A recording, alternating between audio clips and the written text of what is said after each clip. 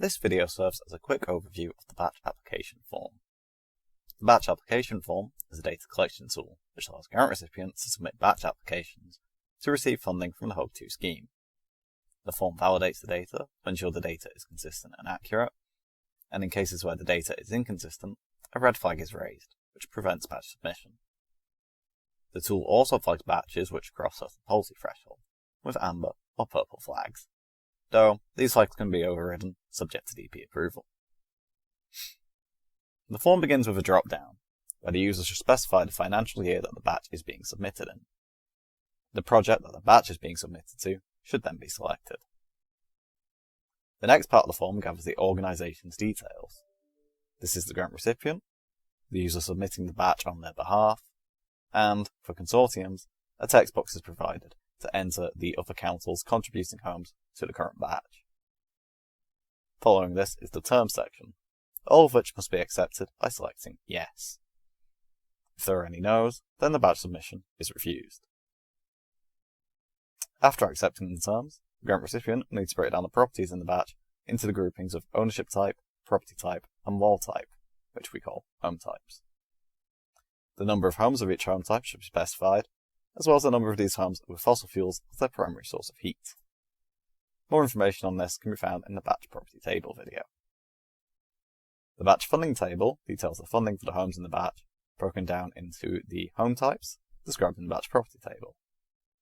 These groupings have two grants available, which are energy efficiency and low carbon heat. Each grouping should specify the amount of funding that they're requesting from each grant, as well as the number of homes that this funding will upgrade. This data is used to calculate the amount of funding that the batch is eligible for. For private rentals and social housing, there is a total cost column. This is used to check that the landlord's contribution is within policy limits. For more information on the funding data and policy requirements, please watch the batch funding video. After detailing the funding that they are applying for, the batch measures table must be completed. The table is used to break down the expenditure of each set of measures that are to be installed as part of the batch. Each column has a drop-down, where the user can select the measure grade, the measure type, and the measure name. The remaining two columns are text boxes, where the user specifies the number of this measure installed and the total cost of the measure. For more information on the measures table, please watch the measures table video. Following the measures table is a text box. This allows whoever is submitting to outline any additional measures. These are measures which are not available as options in the measures table. Any additional measures require a name, the number that is to be installed, the total cost, and the reason for using this measure. It can also be used for grant recipients to explain if and why they have transferred any unspent energy efficiency funding to low carbon heat measures. The additional capital expenditure table breaks down any capital expenditure outside of the measure costs that is used to upgrade the homes in the batch. This should not include any A&A costs or upfront capital expenditure.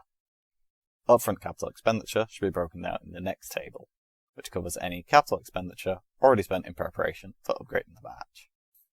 This capital should come from the 5% capital that the grant recipients receive in their upfront payment. There are two questions regarding VAT, which need to be answered. These are simply, are the costs you provided inclusive of VAT? And did you pay non-recoverable VAT on any of the goods or services you have included? These are simple yes or no questions.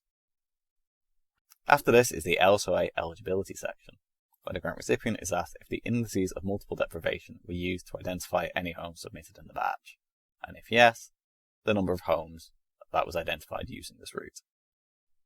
The batch delivery plans must also be provided. This is the estimated start date of works on the batch and the estimated completion date. Where batch delivery crosses from the 23-24 financial year into the 24-25 financial year, then a slider will appear on the form, where the grant recipient should specify the share of funding from this batch needed for the 23-24 financial year. And finally, there is the batch summary section. This is the total cost of upgrading the batch, which is equal to the sum of total costs for private rentals and social housing homes, and the cost from grant for owner-occupied homes. The total expenditure is a sum of the measure costs and additional capital expenditure. The net difference between cost and expenditure is the total cost of upgrading the batch. Subtract the total expenditure and sum of upfront capital expenditure. If the net difference between the two is not equal to 0, then the batch will be invalid for submission, as the cost and expenditure should be equal. The amount of funding that is requested is the sum of the grant funding, or the cost and grant column in the batch funding table, which will be the requested funding sent out in the financial instruction. If there are any issues, they will show underneath the batch summary in a section called Issues with Your Application. If this section does not appear, or is blank, then there are no problems with the application, and the batch can be submitted for approval. Issues are color-coded, and if these are amber or purple, then these issues will not prevent batch submission, as the batch may still be approved pending DP review. However, issues that are coded red will prevent submission, so these issues must be addressed before an application can progress.